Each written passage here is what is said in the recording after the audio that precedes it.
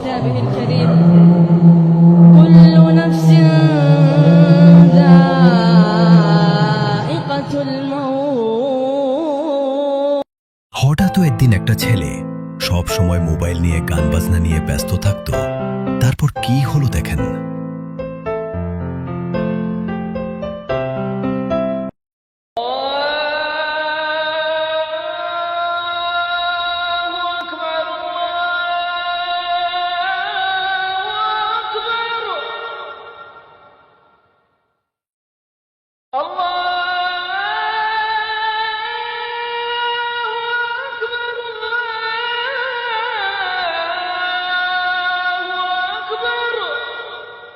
আজানের পর তার বন্ধু কল দিতাছে বারবার, কিন্তু সে কল বারবার কেটে দিতাছে।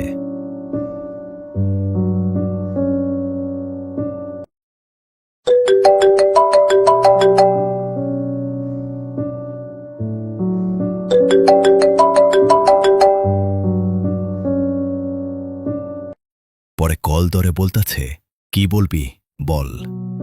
তারপর তার বন্ধু বলল, আমি রাস্তায় দাঁড়ায় রইছি, নামাজে যাব, তুই চলে আস। সে বলল, তুই নামাজ পড়গা, আমি আসতাছি। পরে কিন্তু আর যায়নি। সে আবার মোবাইলে গান বাজনা নিয়ে ব্যস্ত হয়ে পড়ে।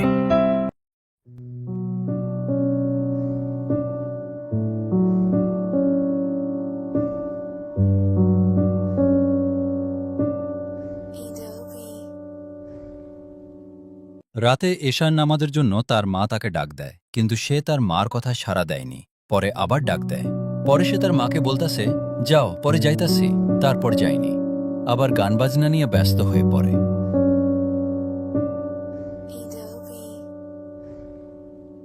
তারপর হঠাৎ ঘুমিয়ে পড়ে মোবাইল বুকে নিয়ে। তারপর হঠাৎ স্বপ্নে দেখে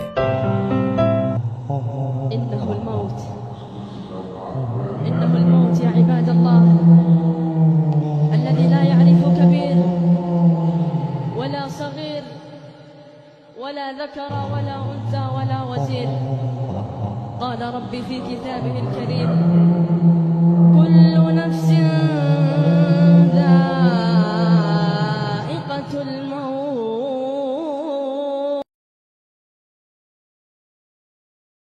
সে ভয় পেয়ে ঘুম থেকে উঠে দরজার সামনে কে যেন দাঁড়ায় রয়েছে, কালো কাপড় পরা। এ দেখে ও দেখে তাকাই তার মুখে ভয়ের ছাপ। সে মনে মনে বলে, আল্লাহ, তুমি আজকের মতো আমাকে বাঁচায় দাও।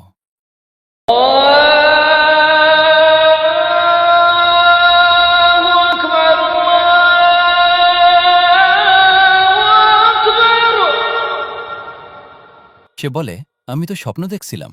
তারপর সব ছেড়ে নামাজে চলে যাই।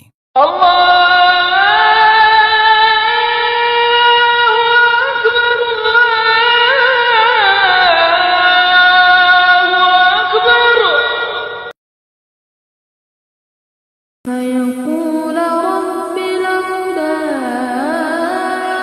أخرتني إلى أجل قريب। প্রতিদিন আল্লাহ আমাদের একটি নতুন সুযোগ দেন, কিন্তু আমরা সেই সুযোগের মূল্য সব সময় বুঝে উঠি না। আমরা ভাবি আজ না কাল বদলাবো, কিন্তু কেউ জানে না তার হাতে ঠিক কতটুকু সময় বাকি। আজও একটি ডাক ভেসে আসছে, সেই ডাক আমাদের রবের দিকে ফিরে যাওয়ার ডাক, কিন্তু আমরা